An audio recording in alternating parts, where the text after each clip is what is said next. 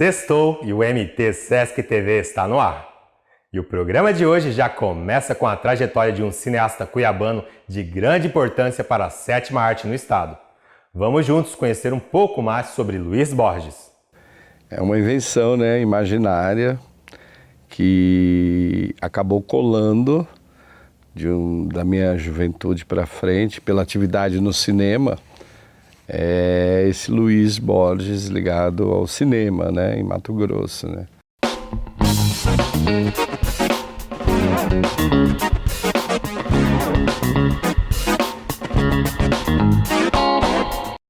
Mas a coisa tomou forma mais próxima do que eu desempenho hoje. Foi a partir do momento que eu fui para São Paulo, na USP, fazer um projeto de pesquisa sobre o Arne Suchsdorff, famoso cineasta sueco, e tal. Só que eu queria trabalhar o Arne não só na Suécia ou no Rio de Janeiro, quando ele veio dar o curso e criou a segunda geração do cinema novo, mas eu queria o Arne aqui no Mato Grosso, E na época a minha orientadora, Maria Rita Eliezer Galvão, falou: olha, acho lindo você querer colocar o Arne no Mato Grosso, onde ele já vive há 20 anos, mas infelizmente a gente não conhece nada do cinema em Mato Grosso. Aí eu tive que redefinir minha pesquisa, voltar para Cuiabá e ficar 6 meses no NEDIR, onde eu já trabalhava, que é o Núcleo de Documentação e História Regional, levantando a imprensa através dos microfilmes da imprensa. A gente leu tudo de 1896, que é quando o cinema foi inventado, até 1969, a chegada do Arne. E como o Mato Grosso não havia arquivos de filme para eu poder entrar em contato com a película do cinema, eu utilizei fonte secundária, que foi a imprensa. E foi muito importante, porque através da imprensa eu consegui escrever uma narrativa de história sobre o cinema em Mato Grosso, uma vez que na imprensa estava lá a notícia das sessões realizadas, locais, que salas existiram, as notícias sobre produções brasileiras, sobre produções estrangeiras que era realizado no Mato Grosso, E Mato Grosso não havia arquivo de filmes, não havia uma pesquisa que pudesse auxiliar isso. Então esse trabalho acabou virando um trabalho de referência muito grande, uma vez que a gente tem ali, resultou numa publicação que é o Memória e Mito do Cinema em Mato Grosso. Você tem no primeiro volume a história do cinema em Mato Grosso, uma história do cinema em Mato Grosso, A minha pesquisa levantou cerca de 250 títulos, Tinha os filmes do Rondon, que muita gente não conhecia porque estava no museu em Nova York. Então, eu falei, tem que pensar alguma forma de mostrar para as pessoas que é possível fazer cinema no Mato Grosso. E na época houve uma mudança na reitoria da UFMT, a professora Marina Miller, que assumiu a coordenação de cultura, me encontrou quando eu voltei do mestrado, falou: não, você não quer trabalhar comigo lá na coordenação de cultura, assumir a supervisão do Cineclube Cochiponés? Aceitei a proposta. E aí organizamos uma retrospectiva do cinema mato-grossense. E a gente colocou 1000 pessoas no auditório da Escola Técnica Federal. Foi uma sessão incrível, onde a gente exibiu Alma do Brasil, que é um clássico produzido no Mato Grosso. É o primeiro filme brasileiro feito sonoro, naquele processo Vitafone, onde você grava o som do filme no disco de vinil, e na hora de exibir as imagens na tela, você põe lá, você imagina o sincronismo que devia ser, é um problema. Mas é um primeiro filme brasileiro, sonoro e de reconstituição histórica. Aí trouxemos o filme Caramujo Flor, do Joel Pizzini, que é uma produção recente. E depois dessa sessão teve um debate com o professor Carlos de Bertolini, a Lília Galetti, para falar sobre essa relação, principalmente esse aspecto histórico do Alma do Brasil, que conta o episódio da retirada da Laguna, da Guerra do Paraguai. É um filme com cenas impressionantes, de mais de 300 figurantes. Só esse filme tem uma história, porque ele foi realizado no antigo Mato Grosso, que era Mato Grosso só, foi em Campo Grande realizado esse filme. E aí a gente percebeu quanto que o cinema ele acompanhava o desenvolvimento do Estado, né? Até 1910, umas 8 salas de cinema funcionavam regularmente em Cuiabá, né? Tinha o Cine Brasil, vários cinemas aqui no Porto, tinha uma sociedade italiana que passava filme, e depois veio o Cine Belo aqui no Porto, perto do Batalhão. O Cine Belo era muito engraçado, porque ele tinha uma bicicletaria, passava o filme. A primeira parte do filme ele projetava na parede do comando da polícia aqui no Porto. Aí, a segunda parte, ele recolhia o equipamento, botava para dentro e quem quisesse assistir tinha que pagar para ver o final do filme, né? E assim o cinema, ele foi entrando na vivência, na vida social de Mato Grosso, né? Aqui mesmo, no 2º distrito, que é o Porto, tinha uma cervejaria Cuiabana. E aí, essa cervejaria, ela fazia sessões de cinema nos fins de semana, ela distribuía passagem de ônibus gratuito para a população para ir tomar uma cerveja na beira do rio, final de tarde, e assistir um filme.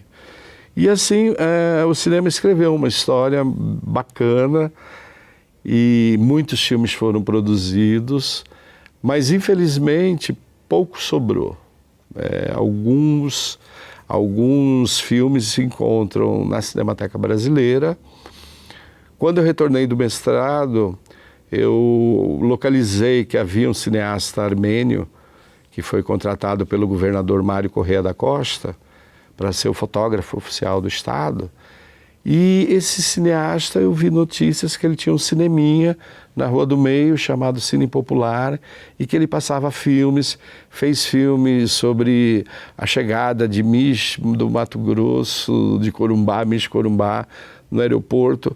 E aí eu observei que esse cinegrafista, ele, como era contratado como fotógrafo oficial, ele levava a câmera 16mm dele. Então ele fazia o trabalho dele de governo, aí depois ele pegava e fazia os registros, né? E aí eu localizei. Quando eu cheguei do mestrado, ele tinha já falecido. Quando o acervo veio, a gente pegou e separou as fotos. Os filmes eu mandei para São Paulo, para a Cinemateca, fiz um convênio com a Cinemateca, trouxe os técnicos da Cinemateca para dar um curso de preparação de acervo, de como fazer a preservação de acervo fotocinematográfico. E foi um curso muito bacana que deu a base para alguns institutos de cultura que têm arquivos, como, por exemplo, hoje, a Sala da Memória, lá da Assembleia Legislativa, que é um exemplar, um arquivo exemplar aqui em Mato Grosso, mas a Isis Catarino, que fez tudo aquilo lá, ela fez um curso com a gente, né? Nos anos 80 não havia sala em Cuiabá, em funcionamento permanente. O Cine Teatro estava funcionando, mas ela ficou 9 anos fechada. Aí o que a gente resolveu fazer? O Cineclube Cochiponés, que era um local que passava filme, e quando o Collor de Mello acabou com a Embrafilme, acabou também os filmes 16mm. As embaixadas que cediam filmes para a gente fazer as sessões, Embaixada Francesa, o Instituto Goethe, começaram a retirar os filmes.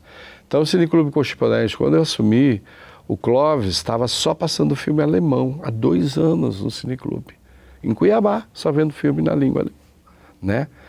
Então o que eu resolvi fazer? Eu falei, vamos fazer um festival de cinema, num momento bastante difícil, vamos trazer o que tem do cinema brasileiro, o que sobrou, porque na retomada o Carlota Joaquina foi o primeiro, né, que a Carla Camurati saiu de sala em sala, exibindo filme.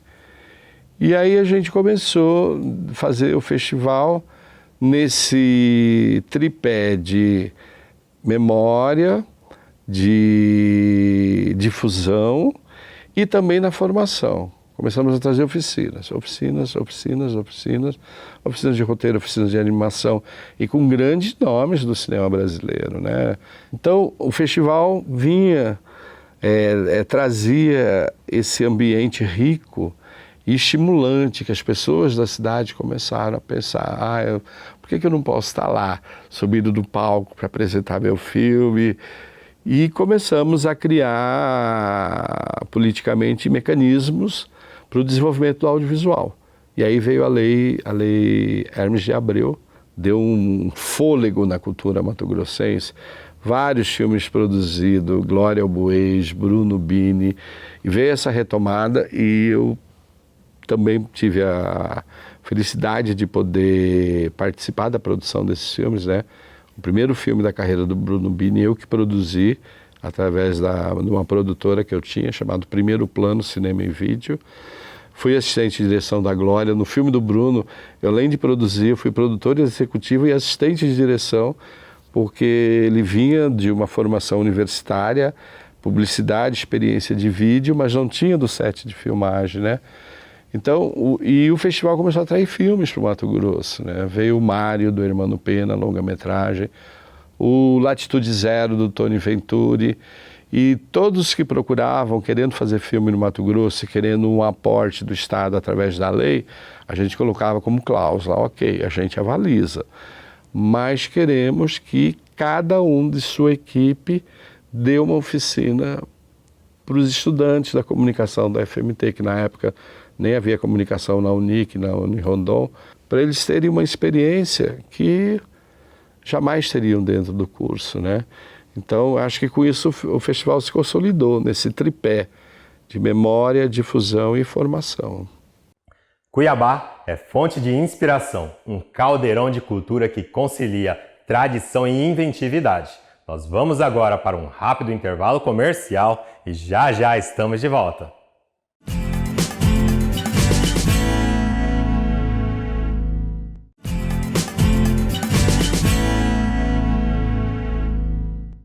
Voltamos e vamos seguir conhecendo um pouco mais da nossa amada cidade. Confira agora o documentário Memórias do Vale do Rio Cuiabá.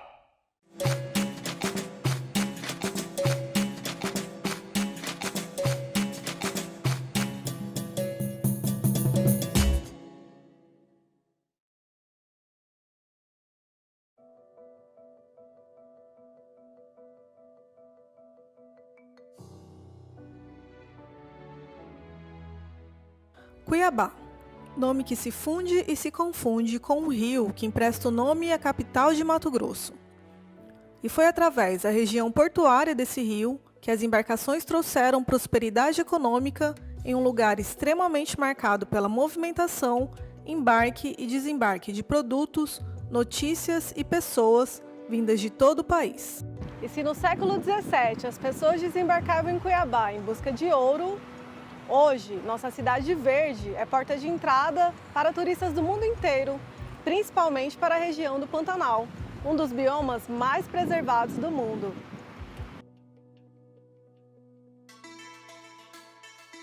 Pelas águas do rio Cuiabá passaram muito mais que embarcações.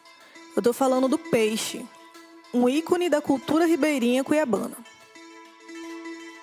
E é aqui, na orla do porto, que os moradores da região reafirmaram a sua relação com o rio e com os peixes. Por mais de 300 anos, a prática da pesca foi intensa por aqui.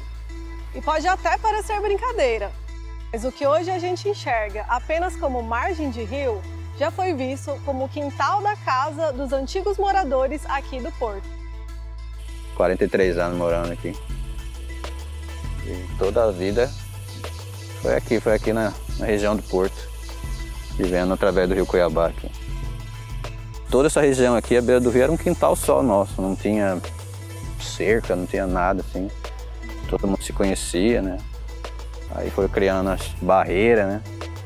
Foram fazendo os muros, foram transformando a cidade, né? O asfalto e o concreto transformaram a relação dos ribeirinhos com a cidade. E antes, o que era parte do cotidiano dos moradores da região passou a ser roteiro turístico para os visitantes da capital. E além dos turistas, é muito comum ver aqui na orla moradores de outros bairros praticando esportes e atividades físicas. Porque o modo cuiabano antigamente de vida era aquele subsistência, porque não tinha muita indústria, não tinha tantas empresas como tem hoje, né? Hoje não, hoje mudou tudo, né? Mas, mesmo que muita coisa tenha mudado, hoje, em 2021, a pesca ainda resiste como uma das tradições mais fortes da cultura e da culinária ribeirinha. Eu pesco aqui no Porto já tem uns 17 anos mais ou menos. Tem uns 17 anos mais ou menos que eu pesco aqui. Só nessa região aqui, nunca saí daqui. Uma vez ou outra eu já fui pro Pantanal com amigos, mas meu lugarzinho é aqui, nesse pedaço aqui. Pois é, mais pra comer mesmo, né? Nós somos mais ribeirinho, né? Pega mais pra consumir mesmo, pra comer mesmo. Você trabalha a semana inteira, entendeu? Então você tira um dia do final de semana, você vem pescar, reencontra os amigos, aqui conversa, entendeu? Aqui mesmo, aqui nesse pedaço aqui, nós pegamos o peixe, entendeu? Geralmente nós pegamos o peixe, já escama, retalha, tudinho, entendeu? E faz frito aqui, faz um ensopadinho aqui mesmo, entendeu? É bom demais. Aqui no Museu do Rio, um dos mais antigos restaurantes da culinária tradicional de Cuiabá, resiste e preserva as receitas originais aqui da região do Porto. Mas aqui tem o peixe porque ele é uma comida regional. A mojica ele é regional, entendeu? O pirão, a ventrecha de pacu, filé de pintado é uma coisa regional. O Museu do Rio está instalado aqui, nessa edificação centenária, onde era o antigo mercado do peixe. E ao lado do regionalíssimo tem essa simpática lojinha, que apesar de pequena, guarda um patrimônio enorme das nossas raízes. Nós temos um tear que é estritamente primitivo, só porque você coloca alma, você coloca sentimento, então não é rede. Eu trabalho em cima da arte. Seja no tear das redes, no artesanato ou nas curiosidades dos souvenirs preparados com produtos naturais da nossa região. Mas não fica achando que isso aqui é só para turista, não. O cuiabano consome muito desses produtos que a gente viu aqui no Museu do Rio.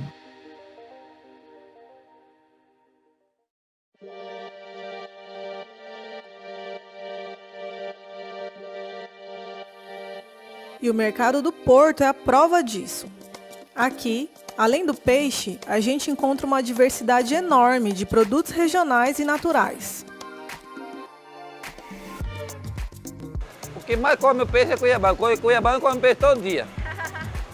Se tiver peixe pronto, eu como peixe todo dia, se tiver. Antes da construção desse mercado, mais de 400 comerciantes se aglomeravam na feira para expor seus produtos em lonas esticadas na rua. Aquela feira antiga ali, se você for analisar ela, não foi uma junta, né? Aí, de repente, você vai para um lugar que já é mais organizado. Esses e outros fatores, como a grande enchente de 1974, culminaram na construção do novo mercado do Porto, que hoje é também um importante ponto turístico de Cuiabá. Trabalhar nessas bancas não é trabalho para qualquer um. Além da paixão, é preciso ter vocação, que muitas vezes vem de uma tradição de família, passada de pai para filho. Eu meio que ajudo meu pai, né? Quando eu venho, ele vai descansar. Também fui adquirindo um pouco de conhecimento, né? Essas ervas mesmo que os compostos, né? Sou eu que crio, né? Aí eu pesquiso as ervas da moda. É de geração vai passando de pai para filho, de avô para neto e vai indo, entendeu? Então é uma coisa assim muito gratificante para nós.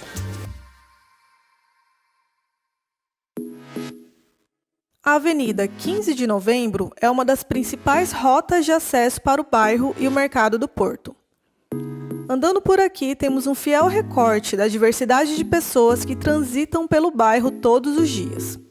Por essas ruas não passam só os feirantes, trabalhadores, turistas e comerciantes. Por aqui, passa também um pedaço da história de Cuiabá. E essa conexão com o passado fica ainda mais clara quando olhamos a arquitetura dessas antigas edificações. Muitos desses prédios revelam memórias de histórias que ainda se relacionam com a paisagem da região. Dividindo o espaço com os novos prédios do comércio local, estão velhos conhecidos da região. A primeira igreja do Porto, fundada em 1781. O primeiro batalhão de polícia. A antiga prisão, onde funciona uma casa de saúde. O estádio do Dutrinha e antigos imóveis e casarões. que ainda resistem ao avanço do progresso e permanecem como exemplares da arquitetura de suas épocas. E uma das edificações mais importantes da região é o antigo arsenal de guerra da cidade, lugar que hoje abriga o Sesc Arsenal. O Sesc ele adquiriu o prédio em 1989 e passou, abriu suas portas em 2001 para o público em geral. É um prédio que esse ano ele completa 303 anos. A princípio o nome era Trem Real de Guerra e passou depois a ser chamado de Arsenal de Guerra e tinha realmente essa função.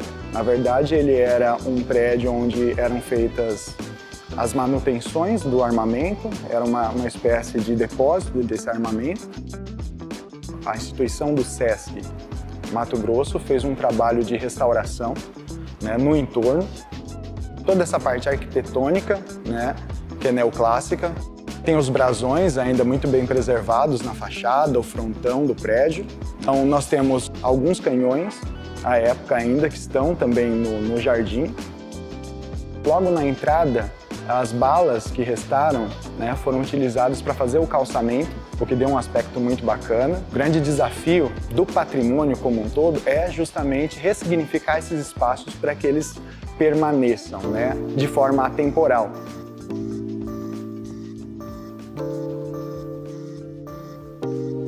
O Sesc Arsenal faz parte do cenário cultural de Cuiabá e do estado de Mato Grosso. Ele abriga atividades de cultura, lazer, saúde, assistência e educação. No Sesc Arsenal temos apresentações de teatro, dança, circo, música, exposições de artes visuais, cinema, oficinas, ações formativas, espaço de alimentação, gelateria e espaço de artesanato, que abriga peças de mais de 200 artesãos de todo o estado. Nas ruas do entorno do Sesc Arsenal, o porto se mantém vivo. Aqui se fixaram as primeiras pensões e hotéis, e onde uma diversidade de casas comerciais se estabeleceram.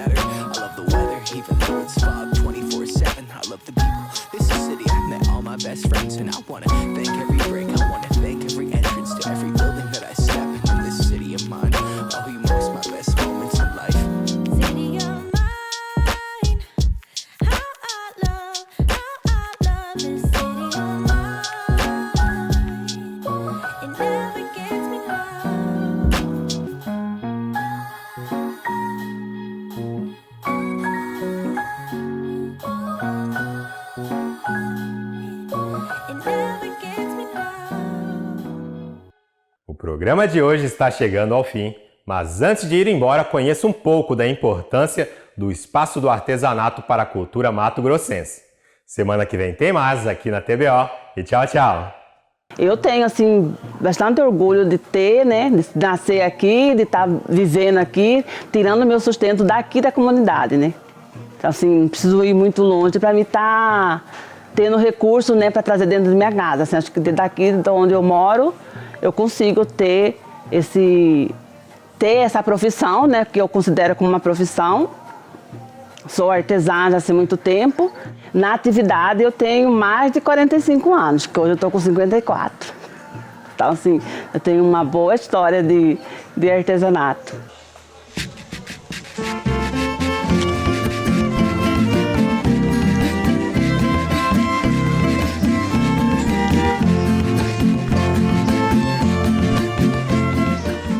Esse contato,